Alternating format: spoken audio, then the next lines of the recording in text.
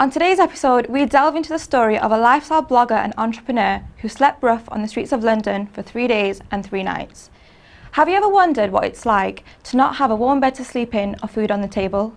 Unfortunately, for an estimated 320,000 across the UK alone, that is their reality of life.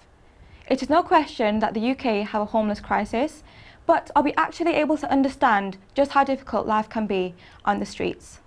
Today I'm joined by a very special guest.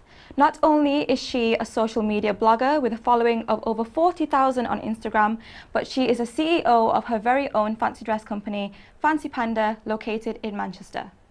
25-year-old Rukaya Mirza recently embarked on a very inspirational journey where she slept rough on the streets of London for 3 days and 3 nights, and she is in the studio to tell us all her story. Welcome to Miss England TV, Rukaya.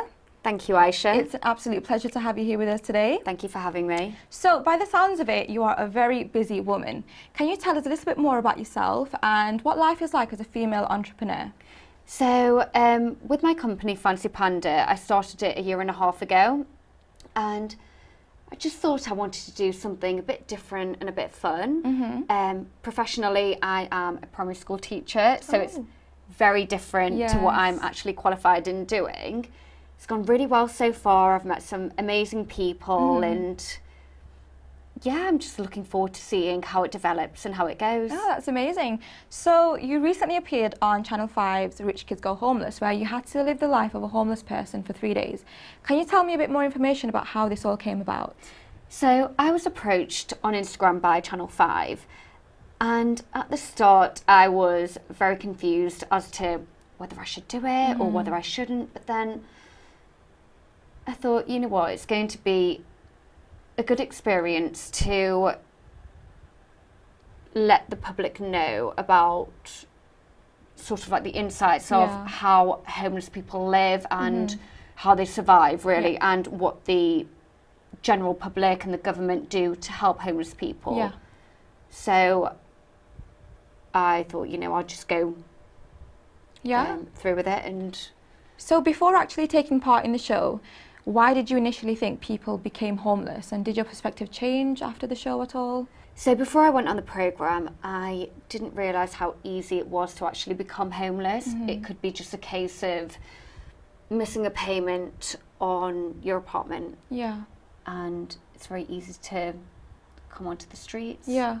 So how was the transition for you from, at one point in your life, never really needing to worry about your next meal, to then having to search for a way to feed yourself throughout each day?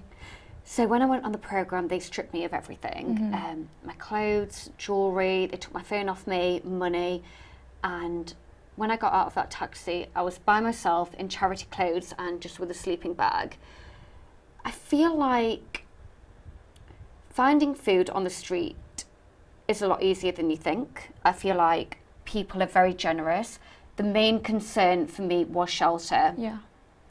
And I really wanted to find shelter on the first night. If you do watch the programme, I found it very difficult and ended up sleeping in a doorway. And another thing was, when I first came onto the programme, my way of getting money was to get a job. And I tried in 15 or 20 restaurants, cafes, shops, and whenever I went in, they were completely fine with me. They didn't judge me by appearance or anything. They said, okay, do you have a CV? No. Do you have a driving license? No. Do you have a passport? No. If I don't have any of these things, I can't get a job. So that was really, really difficult. So I guess that was your inner entrepreneur that kicked in gave you the idea to go out and look for a job, and that'd be your first step to finding food. So upon watching your show, I witnessed that you made a friend whilst on the streets of London called Rita, and this touched you in a way where you decided to actually help Rita after your time on the show. What was it that made you want to stay in touch with Rita? So it was literally my first night, and I met Rita, and as soon as I met her, she was so welcoming, so kind. She didn't know anything to me, but she answered all of my questions and literally took me under her wing. And then we sort of lost each other. She went to go and find her friend. I went to a food bank, and we didn't end up spending the first night together. But her intention was to look after me. And Yeah. when I saw her the next day, she was so sweet to me.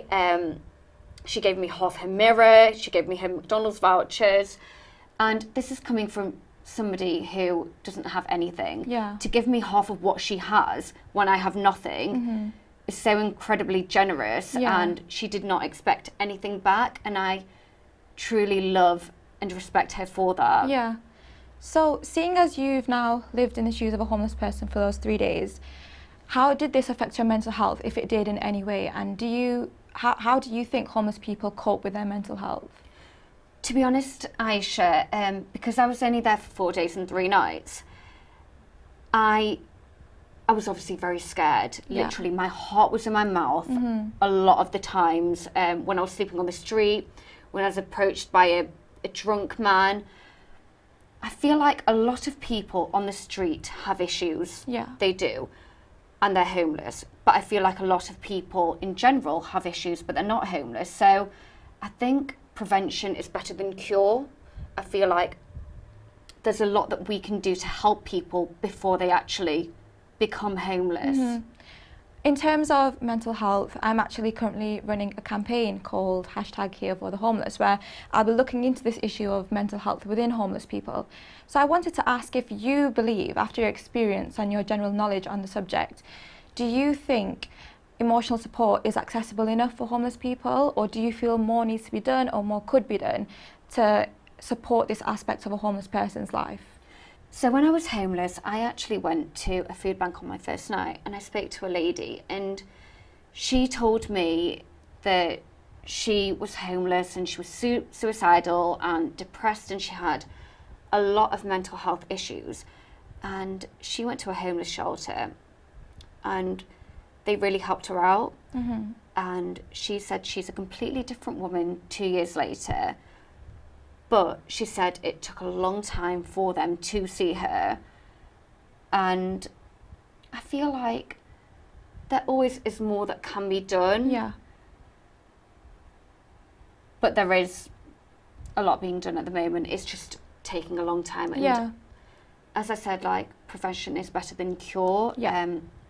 A lot of people on the street do have issues, but then there are a lot of people at home who have issues and are not on the street. Yeah. So prevention is better than cure, and we Yeah, can do more definitely. to prevent it. Well, thank you very much for sharing your experience with us No on Miss problem. England TV today. It's been an absolute honour having you here with us. Thank you. If you would like to see Ruqaiya's bravery on the streets of London, the full episode is available online. Visit channel5.com, Rich Kids Go Homeless, and it's season 1, episode 3. If you'd like to follow Rukaya on Instagram, her handle is on the screen. And if you'd also like to get involved with my campaign, #HereForTheHomeless, do not hesitate to contact me on Facebook at Aysha Khan. Thank you very much for tuning in today, and I hope to see you all again soon. Goodbye.